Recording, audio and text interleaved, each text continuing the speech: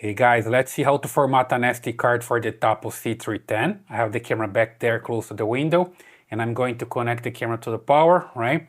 And the camera already has an SD card back there. And when I turn it on, the first thing that happens is the camera identifies the card and asks to format the card. If the card is good enough, the camera is going to identify it, right? So just wait for it to boot up and then you're gonna hear the message.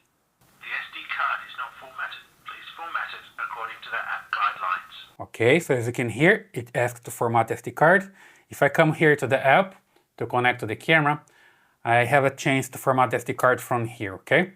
So right now the camera just boot up and then I have the image live and I can just come here to the main menu and format SD card from here. See here, storage and recording.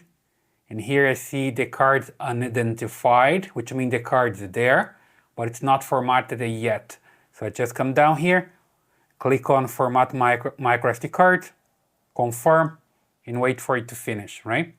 Depending on the size of the card, can take longer to format. So it's super simple and fast, and it's okay. Now it's working, right? And it's good, and it's working with the loop recording, which means it's going to record and delete old videos, record the new ones, right?